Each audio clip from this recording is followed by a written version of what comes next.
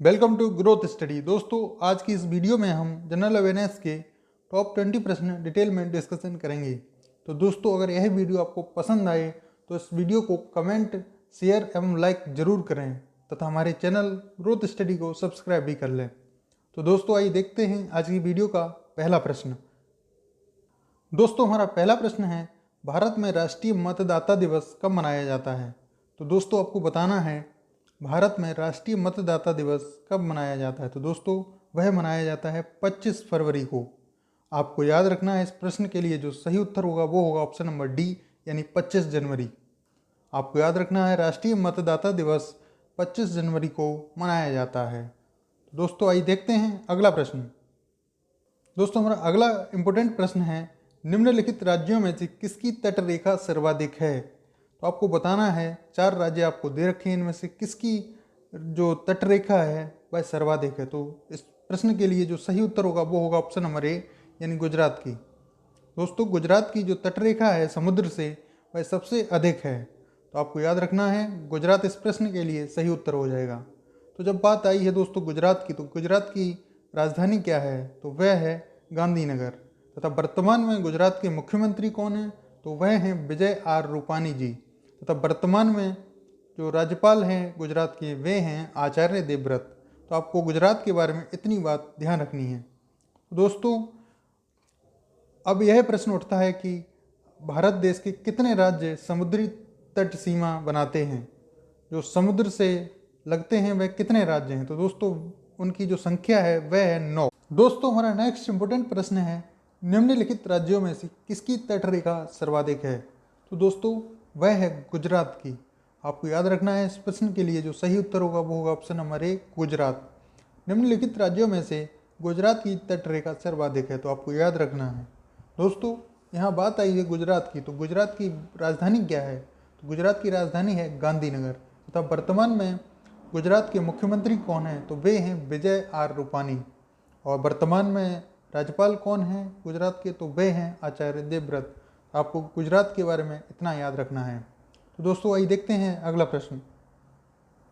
दोस्तों, हमारा next important प्रश्न है, अंडमान और निकोबार द्वीप समूह में सबसे अधिक ऊंचाई वाली चोटी कौन सी है? तो दोस्तों, आपको बताना है, अंडमान और निकोबार द्वीप समूह में सबसे अधिक ऊंचाई वाली चोटी कौन है? तो वह है सॉडेल पीक, यानी ऑप्शन नंबर बी इस प्रश्न के लिए सही हो जाएगा। अंडमान और निकोबार द्वीप समूह में सबसे अधिक ऊंचाई वाली चोटी है सॉडेल पीक। तो दोस्तों, आइए देखते हैं अगला प्रश्न। दोस्तों, हमारा चौथा प्रश्न है, निम्नलिखित में से कौन भारतीय मानसून को प्रभावित नहीं करता है? तो दोस्तों, इस प्रश्न के लिए जो सही उत्तर होगा वो होगा ऑप्शन नंबर बी, यानी गल्फ स्ट्रीम। दोस्तों, गल्फ स्ट्रीम भारतीय मानसून को प्रभावित नहीं करता है। आपको इतना याद रखना है। आइए देखते हैं अगला प्रश्न। दोस्तों, हमारा पांचवा प्रश्न है, कौन सा मुगल शासक चित्रकारों का सबसे बड़ा संरक्षक था? तो दोस्तों, आपको बताना है, निम्न में से कौन सा मुगल शासक है जो चित्रकारों का सबसे बड़ा संरक्षक था? तो दोस्तों, इस प्रश्न का जो सही उत्तर होगा वो होगा ऑप्शन नंबर डी, यानी जहांगीर। दोस्तों, जहांगीर वह मुगल शासक था जो चित्रकारों का सबसे बड़ा संरक्षक था। तो इस प्रश्न के लिए सही उत्तर हो जाएगा ऑप्शन नंबर डी। आइए देखते हैं अगला प्रश्न।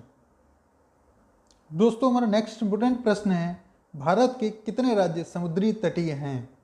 तो दोस्तों, आपको बताना है, भारत के कितने राज्य हैं जो समुद्र के तट से लगे हुए हैं? तो दोस्तों, इस प्रश्न का जो सही उत्तर होगा वो होगा ऑप्शन नंबर सी, यानी 9। दोस्तों, 9 ऐसे राज्य हैं जो समुद्र से तटीय सीमा बनाते हैं। तो वह 9 राज्य कौन कौन से हैं, आइए देखते हैं। दोस्तों, उसमें से पहला राज्य है गुजरात, आंध्र प्रदेश, तमिलनाडु, केरल, महाराष्ट्र, ओडिशा, वेस्ट बंगाल और कर्नाटका तथा लास्ट है गोवा। ये 9 राज्य थे जो मैंने आपको बताए हैं जो समुद्र के साथ सीमा बनाते हैं। तो आइए देखते हैं अगला प्रश्न। दोस्तों, हमारा अगला प्रश्न है, भारत के साथ किस देश की अंतर्राष्ट्रीय सीमा नहीं है? तो दोस्तों, आपको बताना है, निम्न में से किस देश की अंतर्राष्ट्रीय सीमा भारत के साथ नहीं है? तो दोस्तों, इस प्रश्न के लिए जो सही उत्तर होगा वो होगा ऑप्शन नंबर ए, यानी श्रीलंका। दोस्तों, आपको याद रखना है, श्रीलंका भारत के साथ अंतर्राष्ट्रीय सीमा नहीं बनाता है। और बाकी के बांग्लादेश, म्यांमार तथा भूटान, ये तीनों ही भारत के साथ अंतर्राष्ट्रीय सीमा बनाते हैं। तो दोस्तों, आपको याद रखना है, इस प्रश्न के लिए जो सही उत्तर होगा वो होगा ऑप्शन नंबर ए, श्रीलंका। आइए देखते हैं अगला प्रश्न। दोस्तों हमारा नेक्स्ट इंपोर्टेंट प्रश्न है, भारत के संविधान में विनिर्दिष्टित लोकसभा सदस्यों की अधिकतम संख्या क्या है। तो दोस्तों आपको बताना है भारत के संविधान में लोकसभा सदस्यों की अधिकतम संख्या क्या है। तो दोस्तों इस प्रश्न के लिए जो सही उत्तर होगा वो होगा ऑप्शन नंबर सी, यानी ऑप्शन नंबर सी इस प्रश्न के लिए सही हो जाएगा। भारत के संविधान में विनिर्दिष्टित लोकसभा सदस्यों की संख्या है 552। दोस्तों और अभी वर्तमान में संख्या कितनी है लोकसभा के सदस्यों की, तो वह है 545। तो आपको यह भी याद रखना है कि वर्तमान में लोकसभा के सदस्यों की संख्या है 545 तथा संविधान में जो अधिकतम संख्या दे रखी है वह कितनी है, वह है 552। तो दोस्तों आइए देखते हैं अगला प्रश्न। दोस्तों हमारा नेक्स्ट इंपोर्टेंट प्रश्न है, भारतीय पर्यटन दिवस हर वर्ष कब मनाया जाता है। तो दोस्तों आपको बताना है भारतीय पर्यटन दिवस हर वर्ष कब मनाया जाता है। तो दोस्तों इस प्रश्न का जो सही उत्तर होगा वो होगा ऑप्शन नंबर ए, यानी 25 फरवरी को। तो आपको याद रखना है हर वर्ष 25 जनवरी को भारतीय पर्यटन दिवस मनाया जाता है। तो दोस्तों आइए देखते हैं अगला प्रश्न। दोस्तों हमारा 10वां प्रश्न है, भारत के 90% हीरे किस शहर में प्रसंस्कृत किए जाते हैं। तो आपको बताना है भारत के 90% हीरे हैं वह किस शहर में तैयार किए जाते हैं। तो दोस्तों जो इस प्रश्न के लिए जो सही उत्तर होगा वो होगा ऑप्शन नंबर बी, यानी सूरत में। आपको याद रखना है भारत के 90% हीरे सूरत शहर में तैयार किए जाते हैं।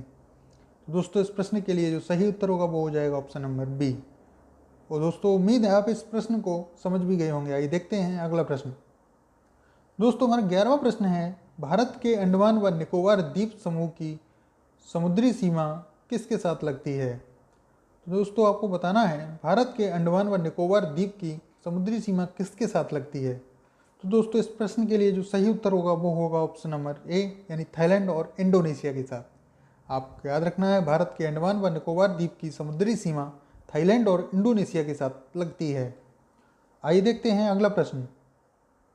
दोस्तों हमारा नेक्स्ट इंपोर्टेंट प्रश्न है, भारत का 60% नमक किस राज्य द्वारा उत्पादित किया जाता है। तो आपको बताना है भारत का 60% नमक किस राज्य द्वारा उत्पादित किया जाता है। तो दोस्तों इस प्रश्न के लिए जो सही उत्तर होगा वो हो जाएगा ऑप्शन नंबर बी, यानी गुजरात में। गुजरात इस प्रश्न के लिए सही हो जाएगा। भारत का 60% नमक गुजरात राज्य से उत्पादित होता है। तो दोस्तों आइए देखते हैं अगला प्रश्न।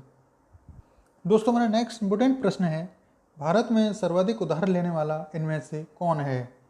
तो आपको बताना है भारत में सर्वाधिक उधार कौन लेता है, राज्य सरकार लेती है या भारतीय रेलवे या रिजर्व बैंक या भारत सरकार। तो जो इस प्रश्न के लिए जो सही उत्तर होगा वो होगा ऑप्शन नंबर डी, यानी भारत सरकार। दोस्तों भारत में सर्वाधिक उधार लेने वाली भारत सरकार है। तो दोस्तों यहाँ बात है ये उधार लेने की, तो भारत सरकार किससे उधार लेती है। तो दोस्तों वह लेती है रिजर्व बैंक ऑफ इंडिया से। आपको याद रखना है भारतीय सरकार आरबीआई से उधार लेती है। तो दोस्तों आइए देखते हैं अगला प्रश्न। दोस्तों हमारा 14वां प्रश्न है, भारत में अधिकतर किस प्रकार के वन पाए जाते हैं। तो आपको बताना है भारत में अधिकतर किस प्रकार के वन पाए जाते हैं। तो दोस्तों इस प्रश्न के लिए जो सही उत्तर होगा वो होगा ऑप्शन नंबर डी, यानी उष्ण कटिबंधीय पर्णपाती वन।